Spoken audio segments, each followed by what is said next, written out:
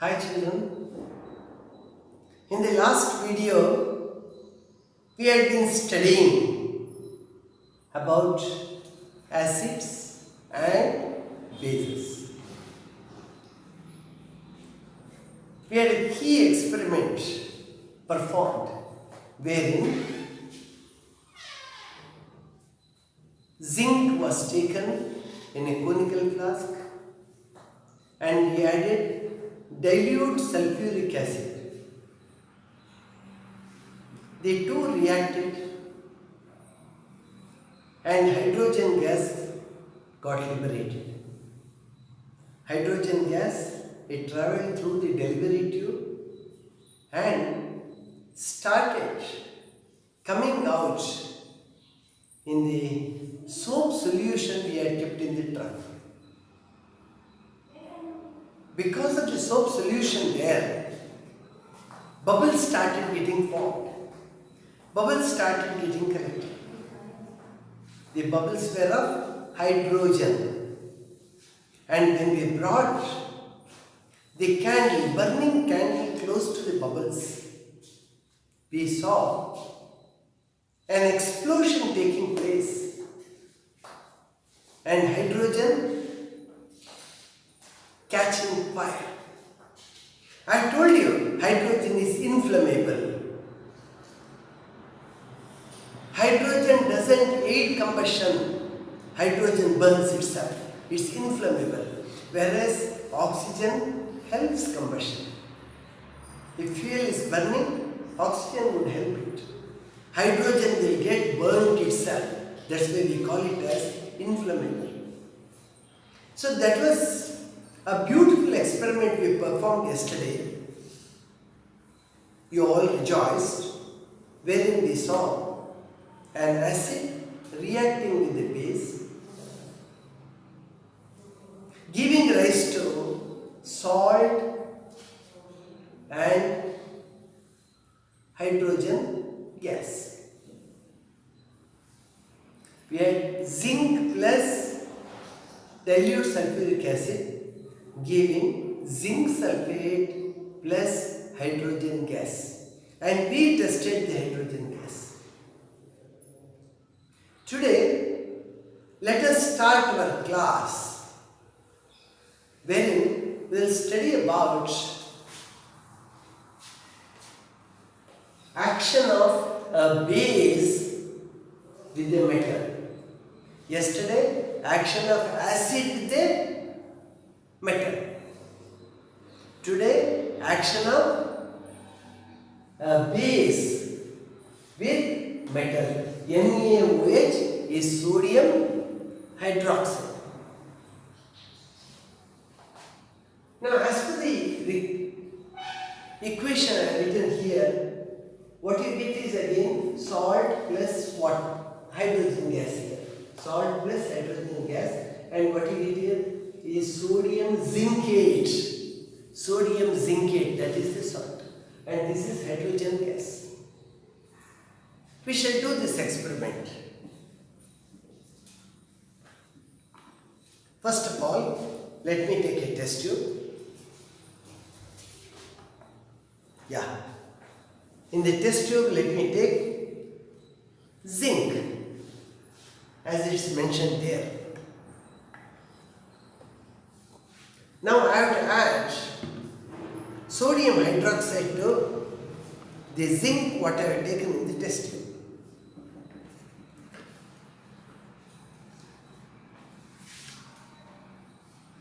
In the test tube, I have the metal zinc. I am adding sodium hydroxide. It's dilute, a dilute solution I am adding.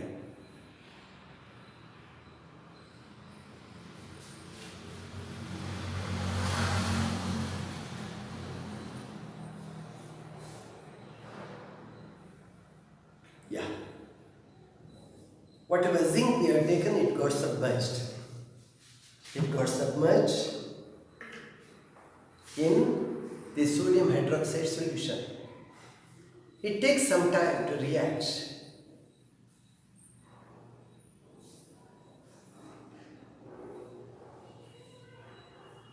Because Any coating that is there on zinc or aluminum, that has to get removed first. Once that gets removed, sodium hydroxide starts getting reacted.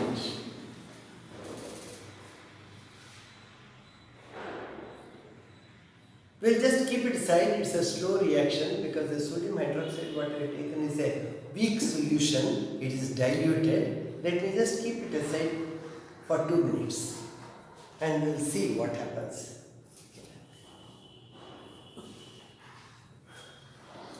So please attend here, metal plus base, or you can put it the other way. There is no question what should be written first. Base, sodium hydroxide is a base, plus zinc, Zn, gives sodium zincate and hydrogen gas gets produced. So reaction of, now this reaction mainly we find with aluminium, magnesium, zinc. We may not get very good reaction what we saw with the acids with all the metals. The reaction of base with metals is not that visible and reactive as in the case of acids. Okay, that's all right. But reaction is there and hydrogen gas gets produced. Now let's see what has happened with the test tube we have kept aside. You see, bubbles are rising. The level has gone up. So hydrogen is getting produced. Now let us test the gas with in candle flame. You can have a look.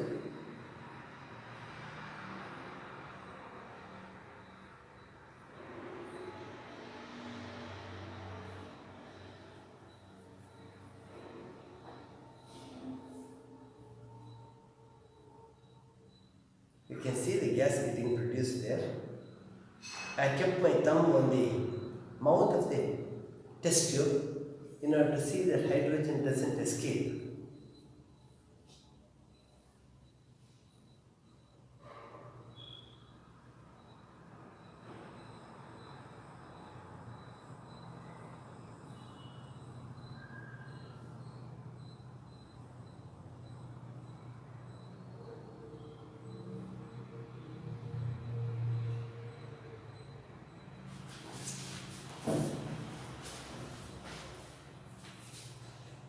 Hold the test tube well then. You see the rigorous movement there now. Reaction is speeding up. We will try now once.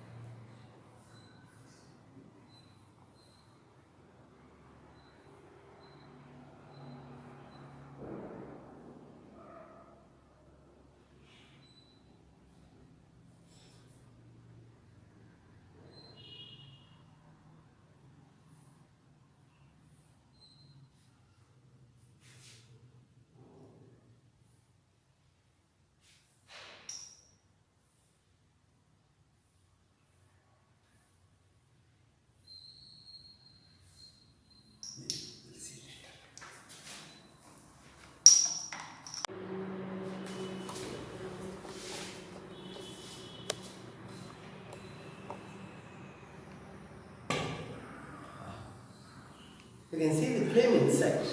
Let me try again.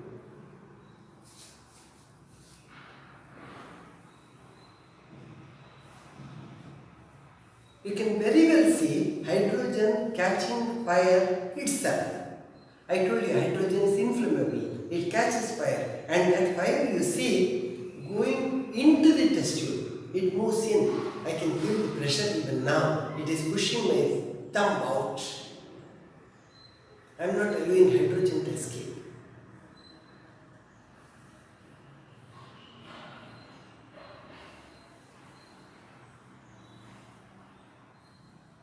Sodium hydroxide is reacting with zinc and hydrogen gas is getting liberated.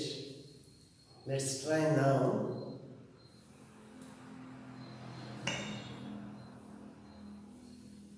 Yeah, that's it. We have got it proved. We move ahead now.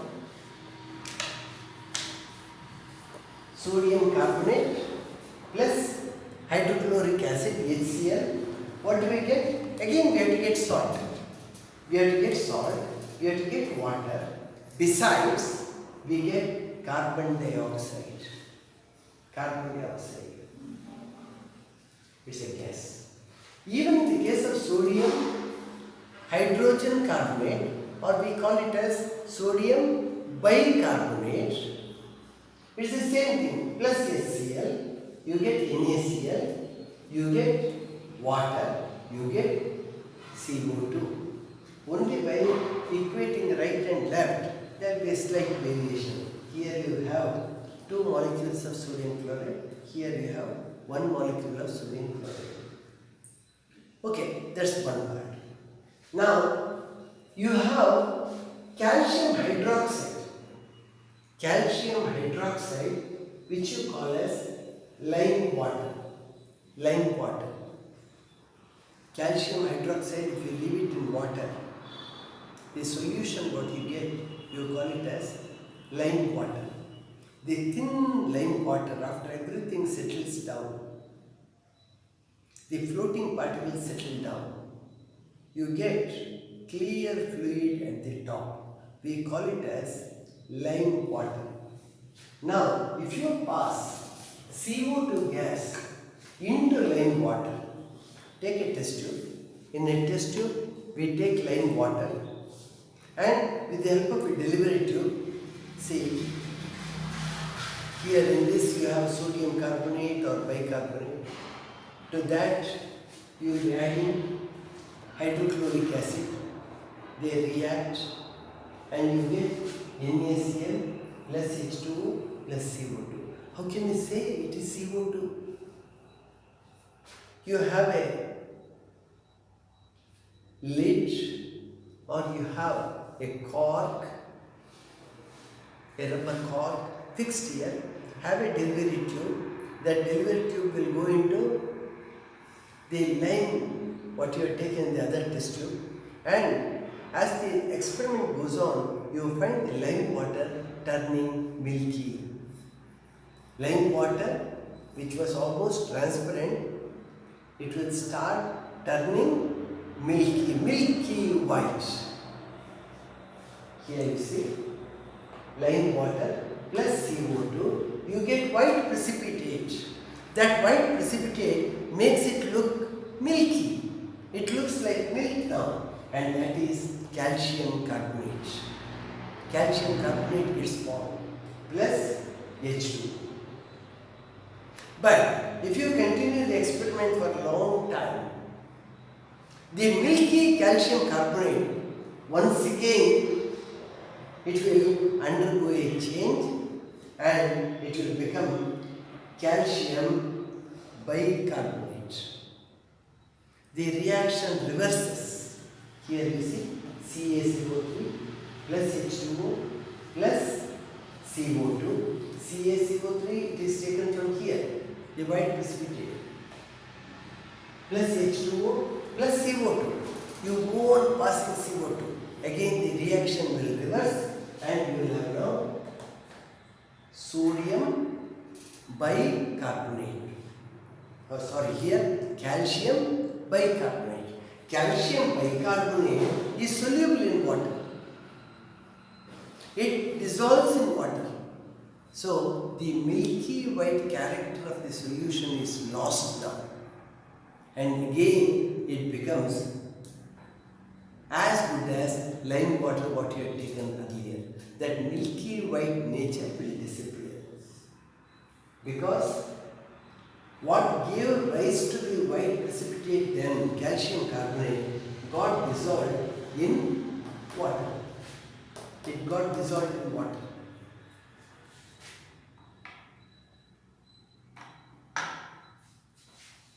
Now here calcium carbonate is a material we see all around us. It exists in different forms.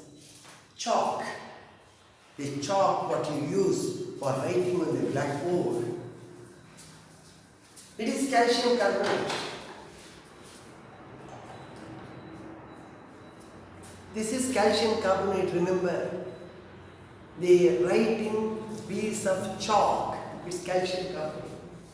Marble. Marble is very costly, we know. Taj Mahal was built using marble. Marble is used even for flooring.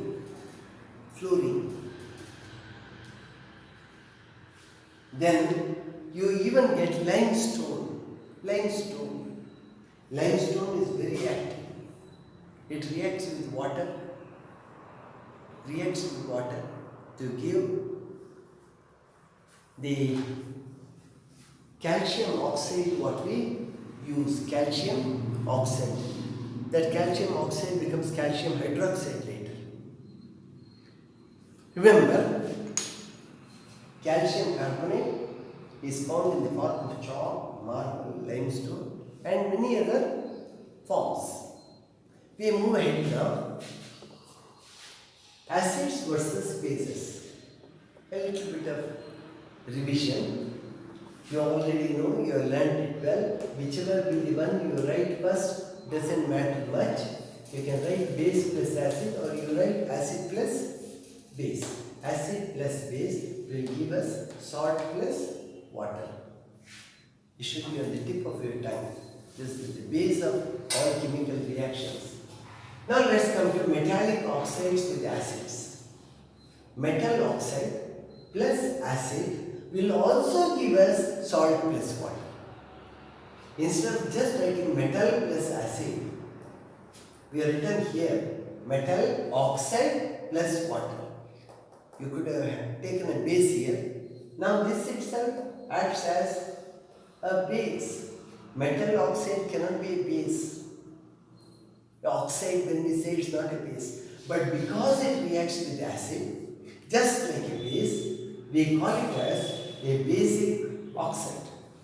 See, CuO, copper oxide, for all practical purposes, it is an acidic oxide,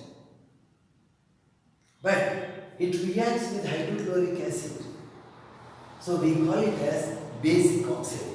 So these oxides of metals can react as acid oxides, on the other side basic oxides. And just think a bit. See, CuO, when you read it you feel it's a metallic oxide. Metallic oxide, you feel it's an acidic oxide. No, because it reacts with an acid. So we name it or call it, scientists call it a basic oxide. So it is acid plus base then. Acid plus a basic oxide, you get copper chloride and water. So reaction takes place. Now here you see a non-metallic oxide. Carbon dioxide, a gas. Carbon is a non-metal. It is not a metal. Carbon is a non-metal. Oxygen here. So this is a non-metallic oxide. This is why I put an arrow mark for you. It's a non-metallic oxide. It reacts with a base. What is the base we have taken here? Calcium hydroxide, about which we were discussing earlier.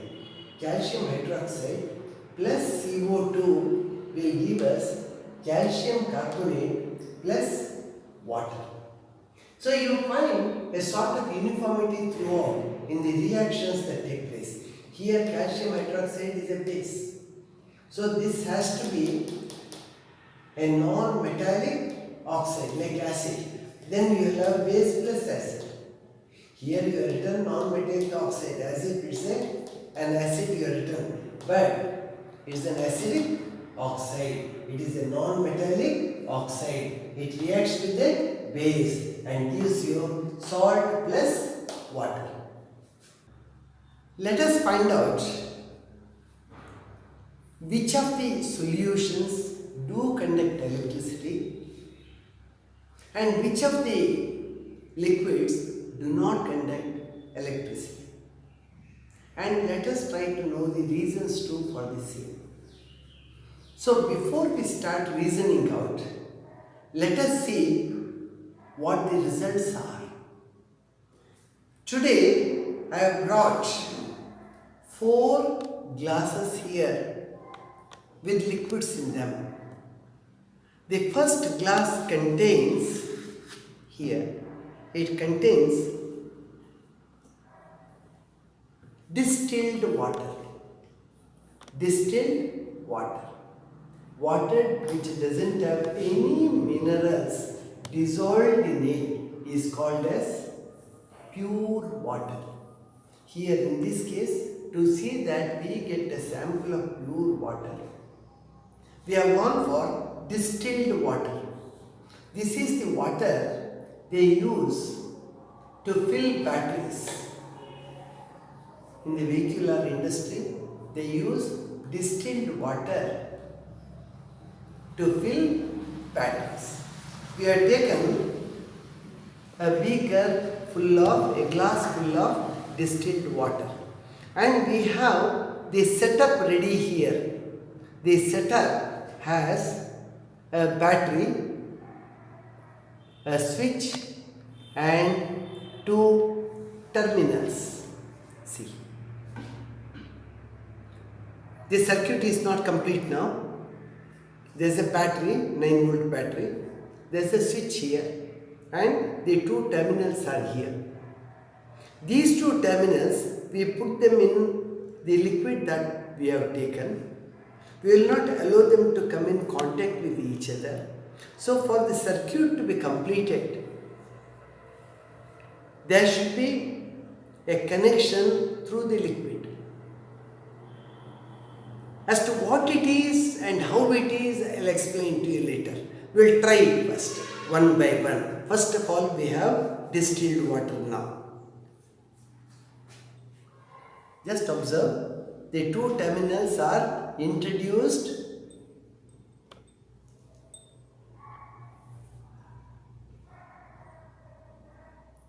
Do you see the bulb getting switched on? No. What's the reason? Distilled water doesn't allow the circuit to get completed.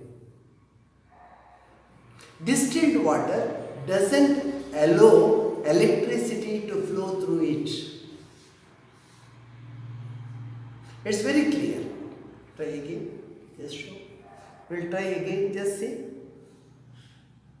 Very clear. It doesn't allow electricity to flow through it. Now we will come to another solution where we have dissolved glucose. Next second. No. Yeah. We have glucose here. We have dissolved about 2 spoonfuls of glucose in water here, in distilled water. We have taken distilled water. About 2 spoons of glucose we have added. We have got it stirred. We have kept it ready. Now we will try there with a glucose solution. Glucose is a solute here. Glucose solution will allow electricity to pass through or not. See. Again, we don't find the bulb getting switched on. So it's very clear that addition of glucose has not helped in the conductivity of electricity. So glucose solution is not a conductor of electricity. Glucose doesn't help in this direction. Okay, We move on to the next one. We have taken water, distilled water, and we have already added a few drops of sulfuric acid into it. A few drops of sulfuric acid. So it is aqueous solution of sulfuric acid. Let us try there now. Remember, it's sulfuric acid.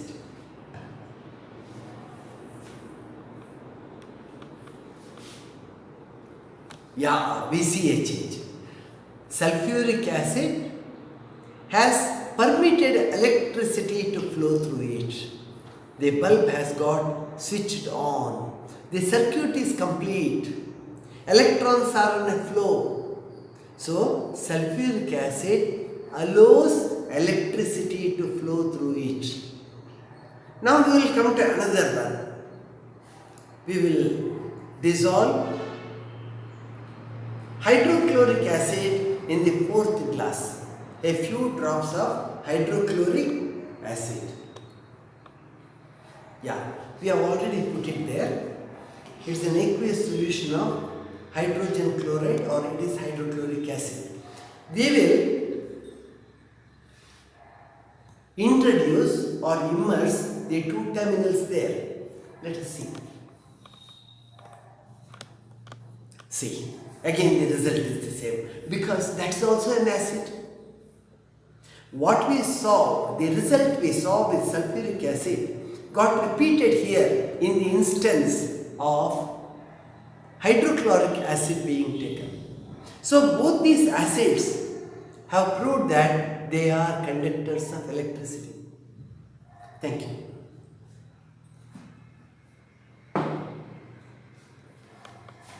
Now let us try the same with the base. Here I have sodium hydroxide. I have not arranged it. I thought it later. Sodium hydroxide.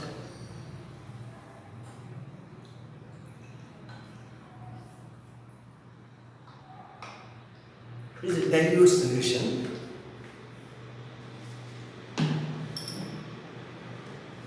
We will introduce and see.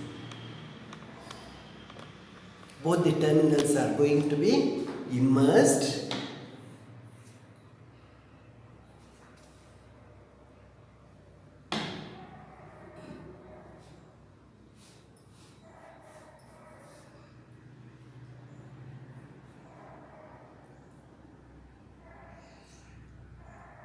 Can see the light got switched on. So in the case of a base too, sodium hydroxide is a base. It's an alkali. We have got the light switched on. What does it show? Electricity is getting permitted by sodium hydroxide to pass through it, and the circuit has got completed. That's why the bulb has got switched on. Thank you.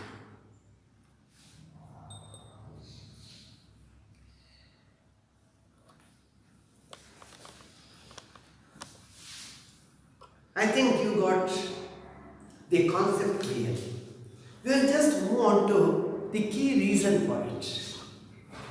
See, I have written the key points here for you to follow, understand, and even note down. Acids contain H plus ion. Write down any acid. Sulfuric acid, H2SO4. Hydrochloric acid, HCl. Nitric acid, HNO3. You start with H. Very evident that all acids do contain hydrogen in them. And you have hydrogen ions getting produced in the acids. Hydrogen ions. These hydrogen ions will be on the move. They are active. They move, it's H plus positive. They move towards the other electrode move to the other end. So they are called as cations. Towards the negative charge they move. The positive charge here, H plus ion, it moves towards the negative terminal. Now this is what makes electricity to move from one point to another. So these ions are very important in any solution to allow electricity to pass through, move from one point to the other. Now we had here in the second beaker glucose solution. The formula of glucose is C6H12O6. You may ask me, glucose too has hydrogen. Why don't we see electricity getting transmitted through glucose solution? You may have hydrogen element there, but you do not have ions. Atoms being present is different. Ions are different. Ions are on a move. Distilled water too has H2O. Hydrogen atom is there. 2 hydrogen atoms and 1 oxygen atom. But it doesn't allow electricity to pass through. We don't see the bulb getting lighted up. But if you add a few drops of citric acid to water, immediately the water becomes a carrier of electricity, because hydrogen ions get liberated. Citric acid, it's an acid. When it's added, it starts reacting now. You have hydrogen ions and they allow the electricity to pass through. See here, we find anion such as Cl minus. Now if you take the example HCl, hydrochloric acid, H plus Cl is minus. So anion, it is an anion. What does it mean? You have negative sign. It moves towards the positive terminal. In HCl. See, in nitric acid here, nitrate, NO3 negative. In sulfuric acid, you have SO4 negative. Now here Cl, NO3, SO4, all these have negative signs. They are all anions. Hydrogen has positive sign. It is cation. So from one terminal to the other, they can hydrogen ions move, and it is the key factor that allows electricity to pass through. Now, acids produce H plus in aqueous medium in the solution. It's an aqueous medium where water is prominent. Now, H plus is responsible for the acidic properties. All acids and bases, they are carriers of electricity. When you come to bases, you don't have H, you have OH. OH.